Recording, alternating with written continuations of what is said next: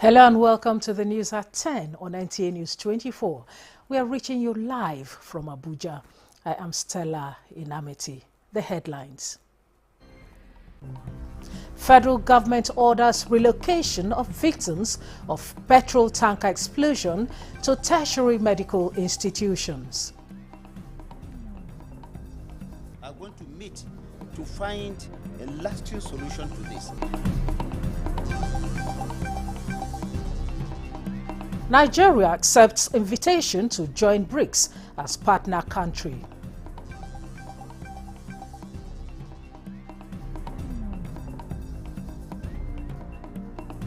World Bank intervenes in improving access to primary health care centers in Nasarawa State.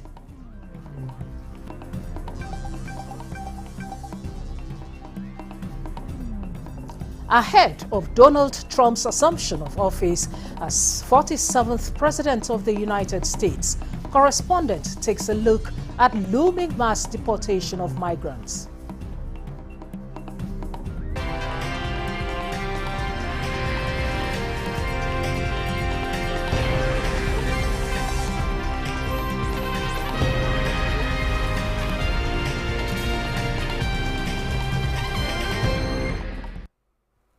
Thanks for joining us.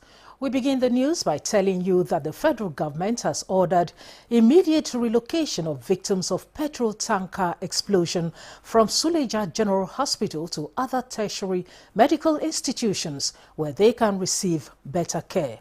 Minister of Information and National Orientation Mohammed Idris, who led the federal government delegation to sympathize with the victims and their families, disclosed that President Tinubu has directed the immediate constitution of a high-power investigation committee to ascertain the remote and immediate causes of petrol tanker explosions in the country. Salihu Abdullahi Gwanara reports. From September 2024 till date, Nigeria has reported records of 4 petrol tanker accidents that have claimed more than 265 lives. The latest one at Diko Junction in Niger State that has reawakened the consciousness of the authority with a view to finding an end to this avoidable accident so far claimed more than 80 lives, including this one, before the very eyes of the federal government delegation. President Bola Ahmed Tinubu is deeply saddened by what has happened, and he has asked us to come here to see the situation in the hospital especially. We have just gone around the wards and we've seen those that are very critically injured, and as we have even visited here, one of them sadly passed on just now. And we are told that this is the 8th victim of this fire explosion that has just passed. And what we are seeing here is the dire need of an emergency, a more emergency situation which the federal government is taking. The Honorable Minister of Health, NEMA, and all agencies of government that are involved will ensure that all these victims are immediately evacuated and taken to intensive care units of the immediately available tertiary hospitals here. The role my minister is supposed to play in ensuring that we give a human face to the activities that took place, and also ensuring that all the possible support we give the family and the family of those departed, the souls departed, and the families that are in the hospital. Will do our best to ensure that we provide support for them in, based on what the president has directed us to do. Intensive engagement among stakeholders from the public and private sector that is underway with a view to ascertain the remote and immediate causes of accident involving petrol tankers might be what is required for future safety of lives and property. All critical stakeholders are going to meet to find a lasting solution to this. It's an unacceptable situation where people, Nigerians, fellow Nigerians, will continue to lose their lives as a result of this people trying to scoop fuel because a fuel tanker has fallen. Of course, all the recommendations will be put together and be forwarded to Mr. President so that a final stop will be put into this. But like I said, the President is greatly saddened by this, and he has directed that everything possible should be done. The delegation, which includes the Minister of Humanitarian Affairs, Nentawe Yilwatda, and heads of agencies under the Federal Ministry of Information and National Orientation, including the Director General of NTA, Saliu Abdul Hamid Dembos, visited the palace of the Emir of Suleja, Muhammad Awal Ibrahim. From Diko Junction in Niger State, Salihu Abdullahi Gwanara, NTA News. Meanwhile, President Bola Tinubu has expressed deep sorrow over the fuel tanker explosion, which caused the death of over 80 people, with many also injured. President Tinubu mourned the victims and expressed his condolences to the families affected, as well as to the government and people of Niger State. In a statement by his special advisor on information and strategy, Bayo Onanuga, the president underscores the tragic and preventable nature of the incident, as many victims were those cooping premium motor spirit from the overturned tanker. The president has directed the provision of comprehensive medical care to the injured and instructed security and road safety authorities to implement measures to avert similar incidents. President Tinubu strongly advises all citizens to exercise caution and avoid approaching accident sites, especially those involving fuel-laden vehicles, due to their highly explosive nature. In addition, the president has mandated the National Orientation Agency to initiate a nationwide educational campaign to raise public awareness about the severe risks and environmental dangers of scooping fuel from fallen tankers. The Corps Marshal of the Federal Road Safety Corps, Shehu Mohammed, has urged tanker operators to always adhere strictly to safety standards and observe due protocols in transloading fuel products in order to prevent danger. This is in reaction to the fuel tanker incident, which occurred at the Diko Junction in Niger State on Saturday, 18 January 2025. The Corps Marshal described the human losses to the Inferno as disheartening and disastrous, warning that such incidents must never be allowed to happen again. He said the accident investigation unit of the Corps will work in collaboration with other agencies to unravel the causes and profile solutions that could address future occurrence, while assuring Nigerians that the FRSC will continue to work with the relevant stakeholders and members of the public to find lasting solutions to all road-based emergencies in the country. The Northern Senators have expressed deep sadness over the recent tragic petrol tanker explosion at Diko Junction that have claimed numerous lives and left many others injured. In a statement, Chairman of the Forum, Senator Abdulaziz Yaradua, said the incident highlights the need for greater vigilance and enforcement of safety regulations on roads. The statement noted that the incident could have been avoided if the enforcement agencies had taken precautionary steps. The forum called on relevant agencies, including the Federal Road Safety Corps, to ensure that all tankers and heavy-duty vehicles are roadworthy and adhere to strict safety standards, as damage caused by such breakdowns is unacceptable and preventable. And on health issues now, the World Bank is sustaining intervention in improving access to primary health care centers in Nasarawa State, with community mobilization for rural dwellers to leverage investment in the health sector and access the facilities to achieve quality health care for all. Aliu Tijani reports that the World Bank and the state government adopted strategies that will encourage rural population patronize healthcare facilities in their domains. For a distance of every 5 kilometers in Nasarawa State, record shows there is a primary healthcare center, bringing the total number of the facilities to 780. With interventions from the World Bank through the Immunization Plus and Malaria Progress by accelerating coverage and transforming service, Impact Project, which is upgrading and equipping primary healthcare centers in the state, The patronage of these facilities by rural dwellers, stakeholders say, is low. The quality of healthcare delivery is top-notch.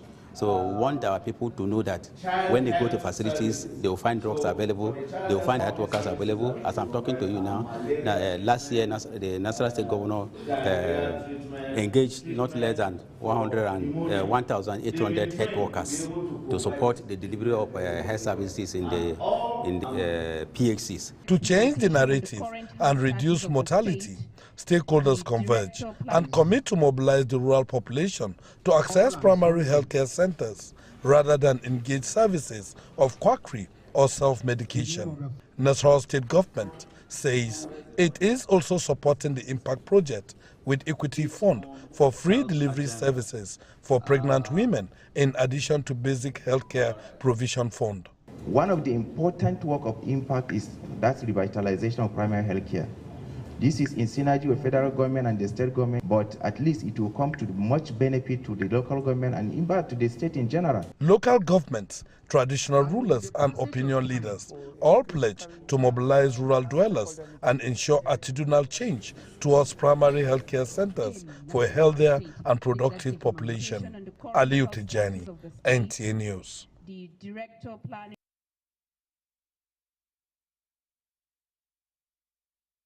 Cholera in different communities across the 5 local government areas of the state. Commissioner for Health, Professor Seyefa Brisibe, while giving the situation report in an interview with NTA News, urged the general public to maintain good hygiene and not resort to self-medication. Ebinimi Zitimiola reports. Cholera is a bacterial disease that causes severe diarrhea and dehydration. It is a highly contagious disease which, if not treated quickly, can lead to death. The recent outbreak of cholera in some states in Nigeria and suspected cases in Bayelsa State calls for action. The State Ministry of Health, and which I know they are doing now, should be able to reach out to all the facilities in the state, particularly those in the rural communities, because where we have majorly the outbreak is in the communities in the rural settings. And so to reach out to the facilities there, assist the facilities with drugs, and also ensure that the water the people consume now should be that kind of treated water. To contain the spread of the disease, the Bayelsa State government has activated an emergency response team for active surveillance and management of suspected cases in 5 local government areas. We had positive REDTs probably around 5, and then we also have confirmed cases of, I think, 2 in 2 locations, where these locations also have been converted from what we could class as red to green at this point in time. So, and then we have also in the hospital settings, both our primary healthcare centers and our secondary healthcare centers, we've intervened over 600 to 800 cases, both on outpatient and inpatient basis.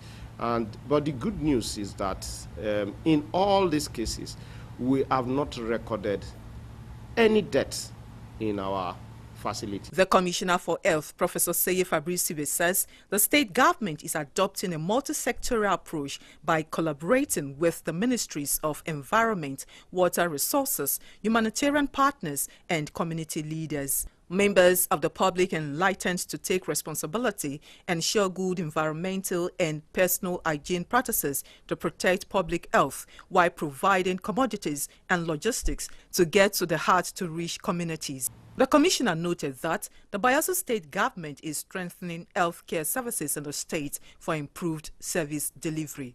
Ebinimi Zitemiola, NTA News.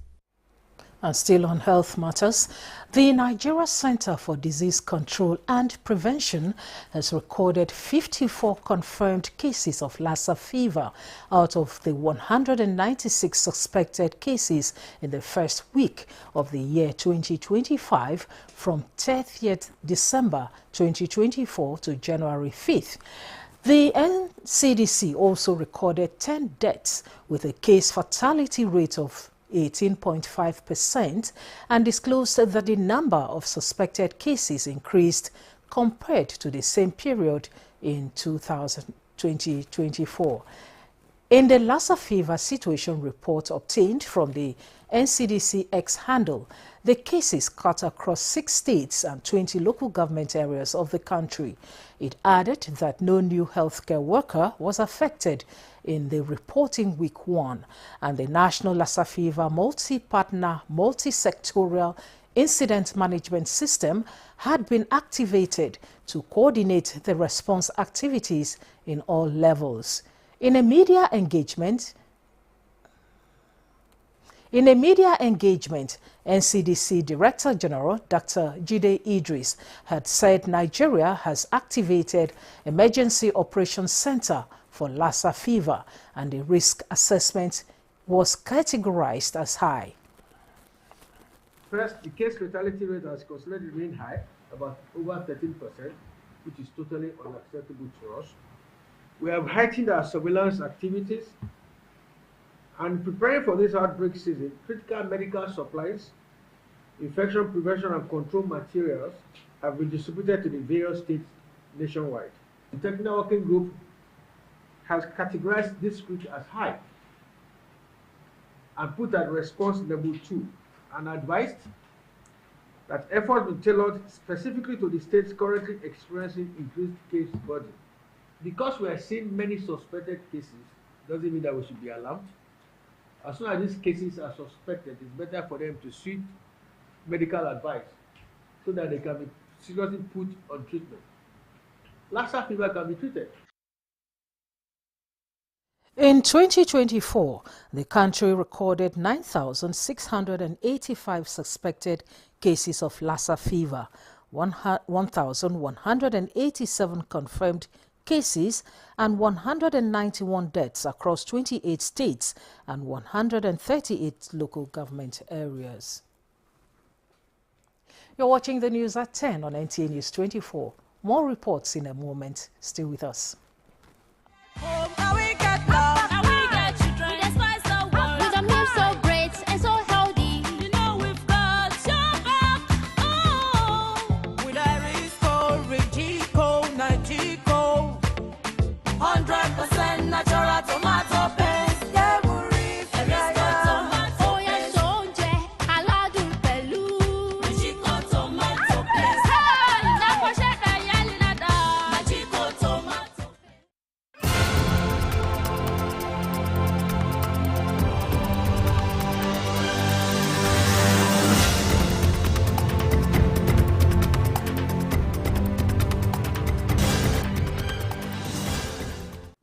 Welcome back.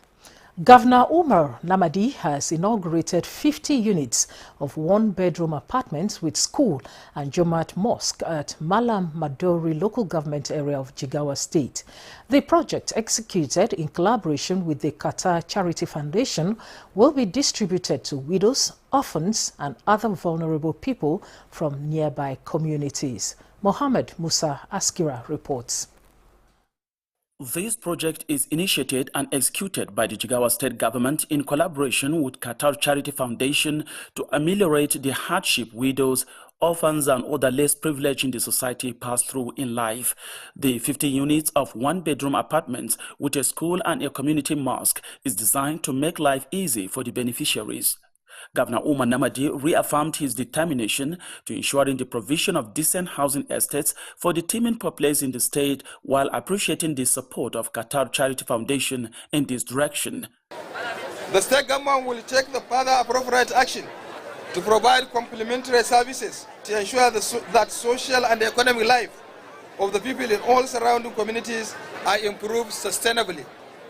We'll extend this project in another empty land for another 50 houses in 2024, inshallah, and we'll add big borehole to serve all these houses, all our widows and orphans in this area, inshallah subhanahu wa ta'ala. The Prophet says, those who cares for orphans and myself will be in the paradise like this.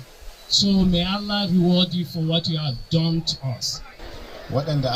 I urge the beneficiaries of this project to make good use of it and take care of it as it is now yours. These houses and the school are provided for the beneficiaries free of charge. From Dutse, Muhammad Musa Askira, NTA News. The federal government announces the country's acceptance to the invitation to join BRICS as a partner country.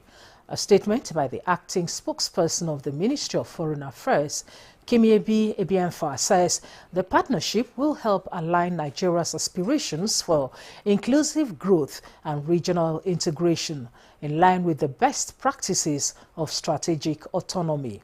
By leveraging this partnership, Nigeria will further advance its shared goals in areas such as trade and investment, energy security, infrastructure development, technology, and climate change.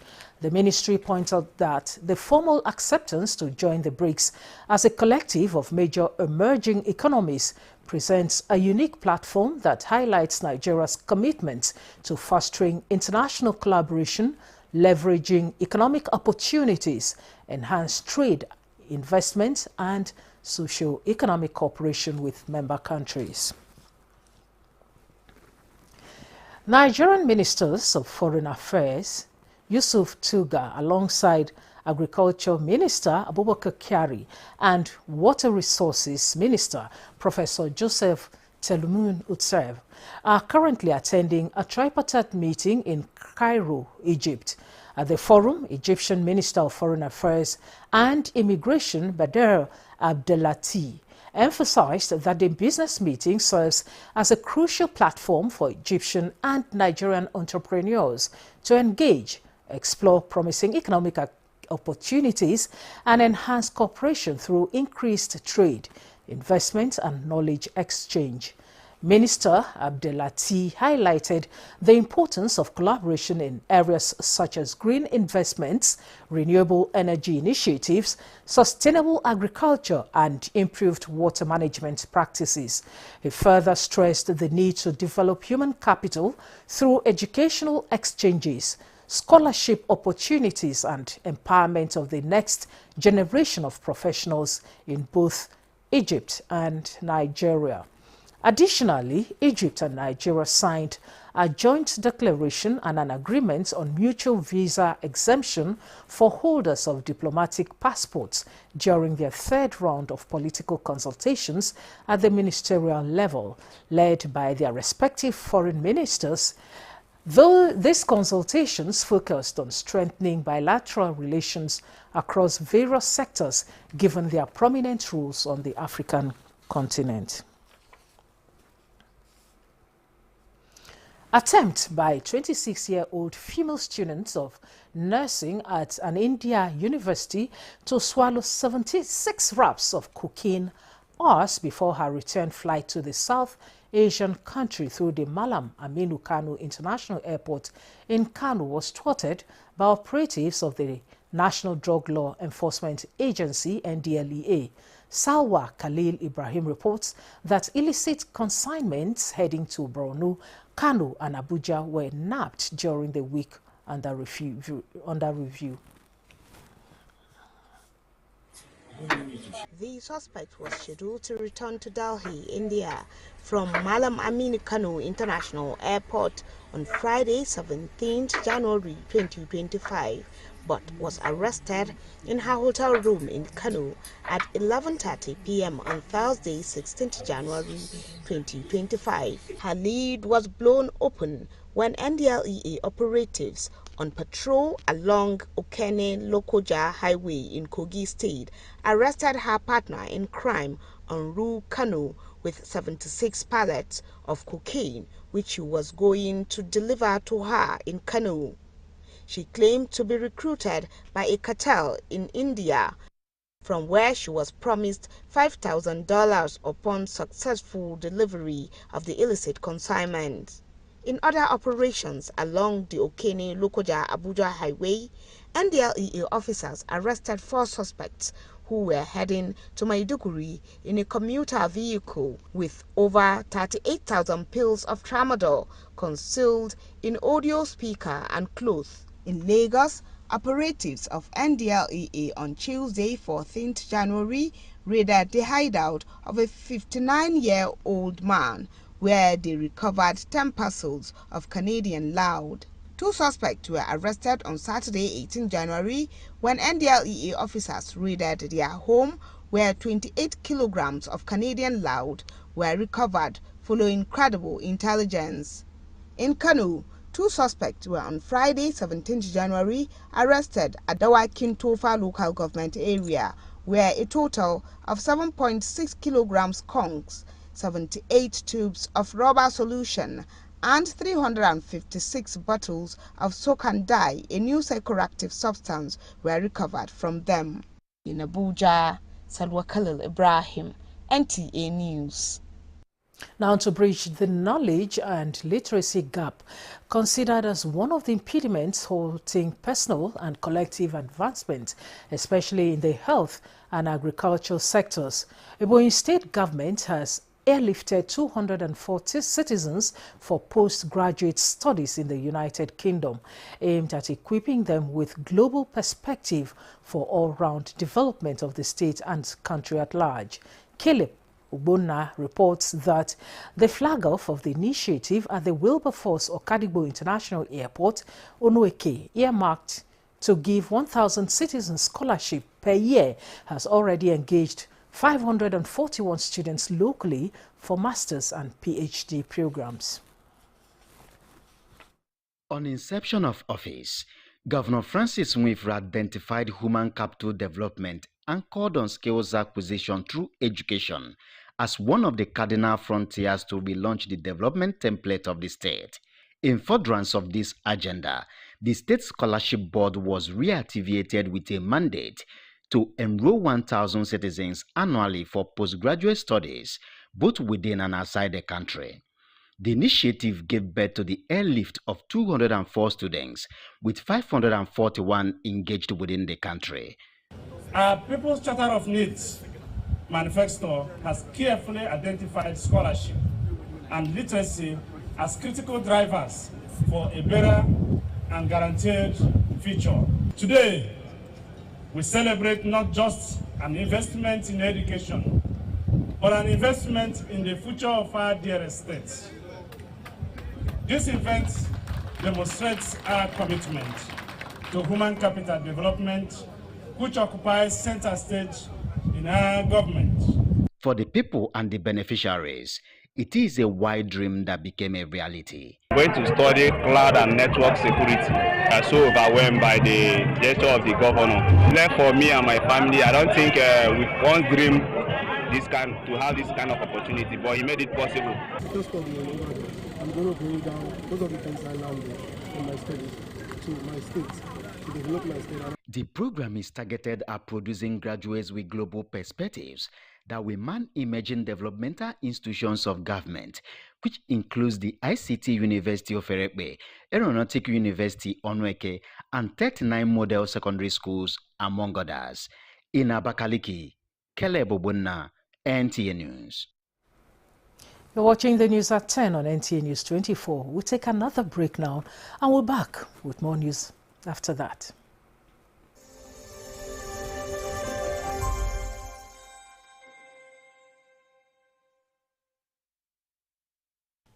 I am Oluremi Tinubu, the global and national Stop TB champion. Many people have asked why I've chosen to champion the fight against a disease like tuberculosis. My reason stems from a deep personal experience. I once had a friend who unfortunately fell ill and concealed the nature of his sickness until it was too late. Eventually, after he passed, we discovered he had tuberculosis. Sadly, due to the stigma and discrimination surrounding the disease, he would not speak up or seek for help.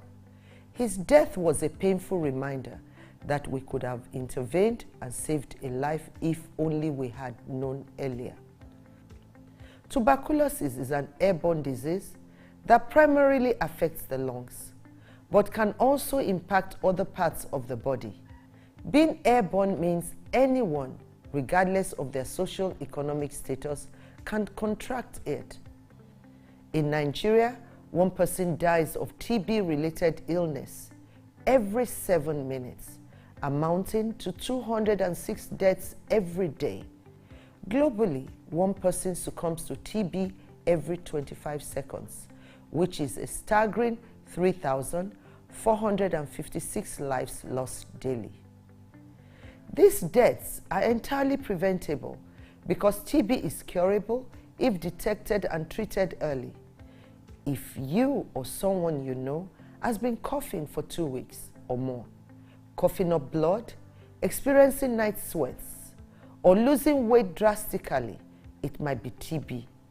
Please visit the nearest government hospital or primary health care center for proper diagnosis and treatment. TB treatment is free in all government and some private health facilities. Let us also remember not to stigmatize or discriminate against TB patients or those who have been treated for TB. Individuals who have been cured of TB cannot infect others. I call on all stakeholders, especially the private sector, to join us in the fight to end TB in Nigeria. Together, we can make a difference. Remember, TB anywhere is TB everywhere. End TB by 2030. Yes, we can.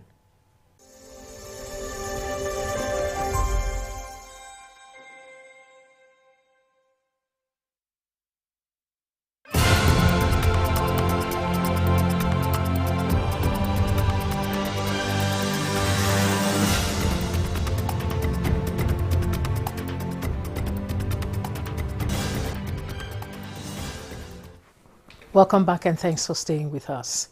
In continued recognition of his role in the climate change discourse, the sponsor of the Nigerian Climate Change Bill, now an act and member that represented Ikuano, Umuahia North, Umuahia South Federal Constituency in the 9th National Assembly, Samuel Onuigbo, has stressed the importance of innovation in achieving climate resilience through sustainability. At the recent Abu Dhabi Sustainability Week Summit, Onuigbo noted how different sectors of human activities could be integrated as Nigeria and the global community work towards inclusive green growth and sustainable economic development. Samuel Onuigbo, who is also the Southeast representative on the governing board of the Northeast Development Commission, where he chairs the Committee on Security, Climate Change and Special Interventions, urged investors to come to Nigeria and invest in startups, innovations and other profitable sectors of the Nigerian economy, pointing out that Nigeria has a youthful and educated population with outstanding creative and productive energy. President Bola Tinubu had also stressed this strong position when he spoke at the Abu Dhabi Sustainability Week Summit, saying, "To succeed, we must innovate, collaborate, and decisively collaborate as a global community." The head of the Civil Service of the Federation, Didi Esther Wilson-Jack, is leading 20 heads of service in the first phase of a two-part study tour to Singapore, an initiative designed to enhance Nigeria's civil service by leveraging the globally renowned Singapore public service model and adapt them to Nigeria's civil service for improving efficiency and accountability. The head of the civil service said, "It is a concerted effort to achieve the renewed hope agenda by building capacity, strengthening the collaboration between the federal and state civil services, and consolidating the full implementation of the reform initiatives of the Federal Civil Service Strategy and Implementation Plan." She emphasized that the tour demonstrates the federal government's unwavering commitment to reforming and modernizing the public service, drawing from international best practices. The three-day tour will give the delegation first-hand exposure to Singapore's governance structure, resource management, and operational strategies. The National Council on Women's Societies has inaugurated a substantive national president. She is Princess Edna Azura from Adamawa State. Ngozi Technical reports that this followed the demise of late Lami Adamu Law, the 16th president of the council, who died on seat.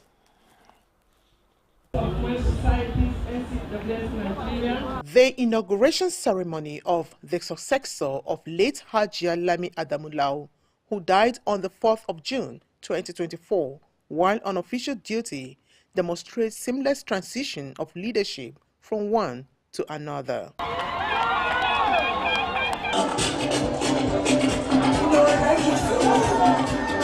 The selfless disposition of Geraldine Etuk, who led the council for 6 months as president in acting capacity, many say, defeats the notion that women fight against themselves. This, in addition to other interventions, paved the way for someone from the Northeast to step in and complete the remaining 2 years of that zone. Geraldine Etuk, I've never seen a woman like you. And because of her, we should also recognize that it's Women O'Clock, a time where women stand for women. And amicably, the women themselves have come together to agree with each other. The women is that they have a very strategic role to play in this country. We are here to make a statement that women can make a difference. So we are all here now to support the NCWS because we don't want NCWS to go down. Amidst hugs and laughter, the two leaders expressed their joy and vision.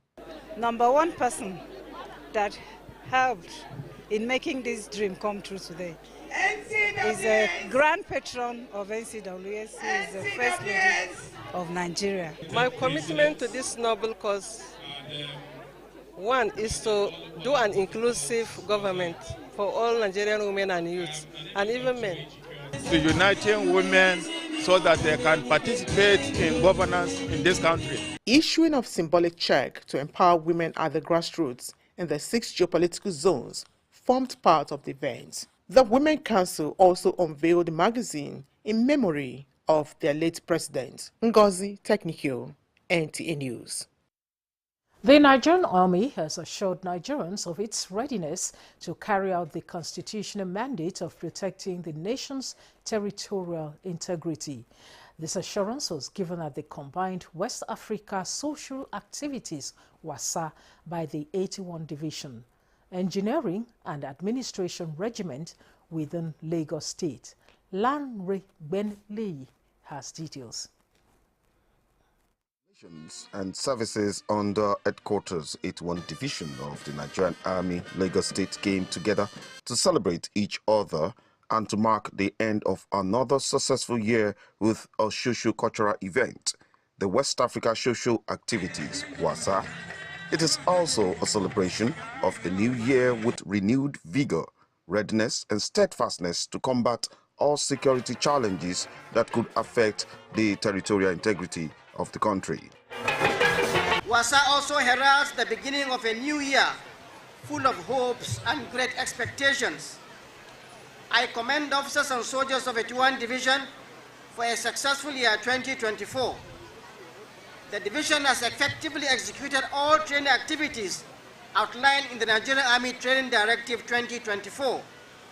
The governor of Lagos State, represented, gave kudos to the nation's army men and women for their sacrifices and resilience, making them the symbol of the nation's unity. Your efforts in combating insecurity, maintaining law and order, and supporting civil authorities in times of need have been instrumental in ensuring the sovereignty, safety, vibrancy, and prosperity of our dear nation. Different cultural displays and tug of war by female soldiers were highlights of the celebration. Outstanding soldiers who excelled in various assignments in the past year were also recognized. This yearly event has become an all-important one in the Nigerian Army calendar. In Lagos, Lanre Belay, NTA News. The Nigeria Customs Service has pre-launched and reviewed its pilot takeoff program in order to align Nigeria with global standards in trade facilitation and supply chain on security, bolstering the nation's economic development. The scheme, authorized Economic Operator Program, stakeholders say is one that boosts efficiency and effectiveness of service. Again, Lanre Balei has details. The program, launched on the 15th of April 2024, involves 6 pilot beneficiaries across diverse sectors, including importers, logistics operators, and small and medium-scale enterprises, has now provided the nation's customs service insight into the needs and expectations of stakeholders as they move forward to the next phase of the program, which is to lay a solid foundation for the full commencement. It is all about compliance. When you're a compliant trader, you enjoy the benefit because it is, for you to be admitted actually, it is not just like everyone can walk into that scheme, and be a beneficiary. And trade is all about trust. I must be trusted as well to enjoy this benefit. The whole idea is to ease cost of doing business. Money loves speed, and speed will attach itself to efficient processes. You know, we've seen companies who record losses of over 100 billion, in the annual financial reports, and that is not good. So this is Nigeria Customs Service coming to say, no, we can have these multinationals who are like our foreign direct investment closing shop in Nigeria. The results of the 4-month period of the pilot phase since the 2nd of September 2024, the service say is remarkable, having saved 100 million naira and brought about improvement in efficiency, streamlining processes, and ensuring that goods move swiftly and securely through the supply chain. Authorized Economic Operator AEO is a program that certifies businesses involved in international trade and meet certain security and compliance standards. In Lagos, Lanre Balei, NTA News. Thank you, Lanre.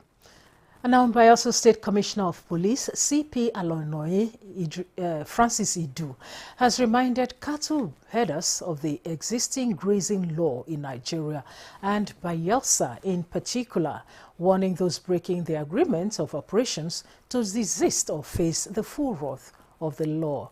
The CP reiterates this while addressing some post-Yuletide security concerns in some parts of Bayelsa State. A former IOG interacted with the CP and filed in this report. The Bayelsa State Grazing Law prohibits open grazing, requiring cattle owners to establish ranches and regulate livestock farming. In addition to the law intended to prevent conflicts between farmers and herders, the state government also dedicates a portion of the popular Bayelsa Palm to promote healthy grazing activities. However, in recent times, there have been reports of some herders overstepping their boundaries, instigating security breach, and the Bayelsa State Commissioner of Police, Francis Idu, frowns at this. Where there are renegades who think they want to test the will of governance, it should not be this place. Everybody is held accountable for his actions here in Bayelsa. You see the airport almost threatened by grazing. Airport is a no-go area. So if you go to the airport to go and graze, you are challenging the state. On the pockets of security issues linked to the recently inaugurated Bayelsa State Transportation Terminal at Ibogene, the CP gives clarifications. What happened at Ibogene was formatted from a different local government and executed there. That's much I can tell you. However, youth groups and rascals who try to take advantage of the moderation government has brought to bear on the transport system, they are being contained. Arrests have been made to demonstrate to those youths that it's not a ground or play created. Describing the terminal as a viable socio-economic hub that will attract more developments to the state, the CP encourages the people and residents of Bayelsa State to embrace the opportunities it presents and warns against any disruption of law and order in the community. It's a beautiful edifice where there are assembly points, ticketing points, and take-off points to ensure that people are civilized into the transportation in and out of Bayelsa. The citizens should accept it as one of the evidence of their democracy. But I assure you that anyone who has any inkling of imagination that he can go there and threaten any citizen, he will pay dearly for it. Meanwhile, the Bayelsa State Police Commissioner commends the Ijaw youths for their indelible contributions to the command's success stories. In Yenagoa, Ifoma Ihoje, NTN News. Soul winning for Jesus Christ through evangelism is a mandate commissioned to all Christians and a pathway to enjoying the blessings of God. This was during a special prayer for the President and his FCT minister at the annual Emmaus Crusade International organized by Celestial Church of Christ, Ark of Covenant Parish, Sabon Lugbe, Abuja. Ibrahim Bello Gunda reports.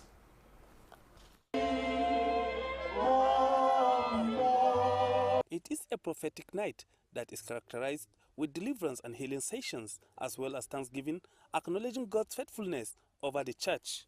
The all-night annual Celestial Church of Christ Crusade featured healings, deliverance, breakthrough, salvation, and prophetic declaration. Declaring the crusade open, host prophet Adenuga Oluseyi and other spiritual leaders spoke on the need to always live a Christ-like life and always reach out to those in need. Christ is our shepherd, so I have to bring everybody in. Let us be in Christ, because if you are in Christ, you will be mindful of negativity that will be coming out from your mouth.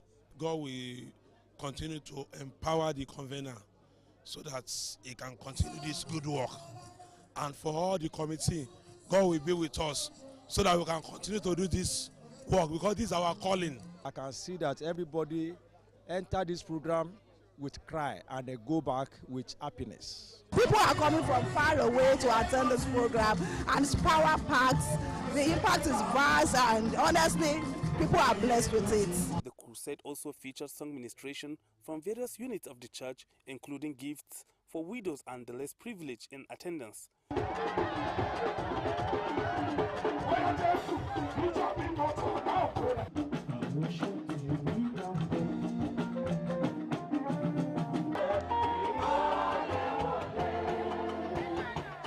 The 2024 annual Celestial Church of Christ Crusade had the theme, Key to Open Heaven. In Abuja, Ibrahim Bello Gunda, NTA News.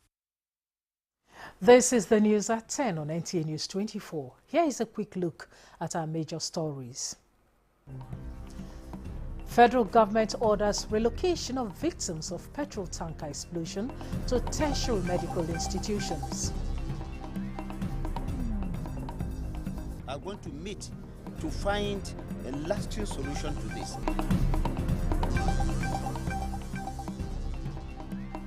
Nigeria accepts invitation to join BRICS as partner country.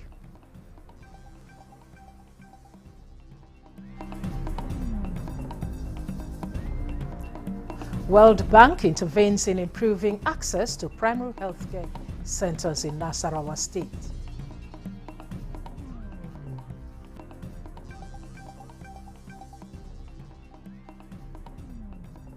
Still to come, correspondent takes a look at looming mass deportation of migrants ahead of Donald Trump's assumption of office as 47th President of the United States.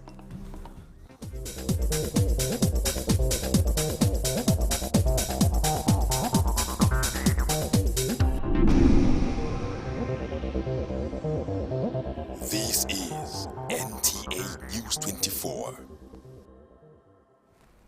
Now, with Donald Trump set to assume office as the 47th President of the United States, one of his key election promises, mass deportation of migrants, is looming large.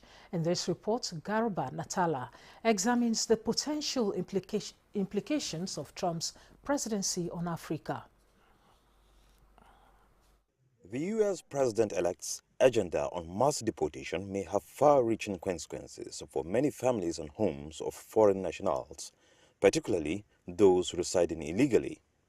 The shockwave coming from Donald Trump that when he assumes office, he will activate the massive deportation exercise ever in U.S. history. But this is quite hypothetical. Again, he has sent a signal to many countries. In fact, it is observed during his first term in office. Neighboring Mexico in the southern part is already preparing for an influx of migrants by setting up new shelters along the U.S.-Mexico border. But how will nationals from other countries such as Nigeria fare amidst this uncertainty? Now, the United Nations Resolution 194 in caps 1, 2, and 3 guarantees right to everyone that migrates to any country. The United States Human Rights Commission will take charge of that situation to ensure that whoever has emigrated into a nation, they check out the stories of that person. There are so many reasons people give. It could be as a result of insecurity within your neighborhood in the country you are coming from. It could be terrible economic situation. Interestingly, a 1798 mass deportation policy, an 18th century law, has been invoked only 3 times in U.S. history and only during wartime with foreign nationals. Analysts weigh in on the political and illegal realities of Trump's proposed move. Whoever is in U.S. irregularly or illegally to be prepared like Boy Scouts and to make efforts not to be on the wrong side of the law in terms of getting involved in anything that could lead to arrest or prosecution, because those will be the first set of people to, if you have criminal records, or you are being investigated or you have bad precedents. Anytime you have a policy trust, you want to do something to impact on your people, to impact on the programs and the policies that you have set out to. The next thing that will follow is to look for enabling laws. If there are none, you go to the archive, you look at laws that have been repealed and the ones that have not been repealed, but maybe due to evolution of time, due to changes in the society, they are no longer usable. The law is still there, but it's not being used. So what is expected is for you to now look at the positive side of it, reenact it.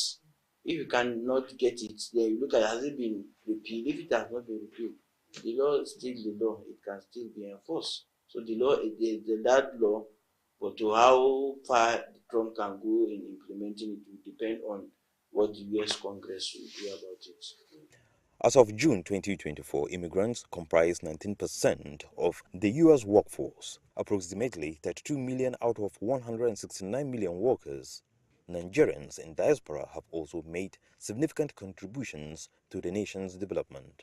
Experts warn that such a policy could have profound social and economic implications for countries worldwide.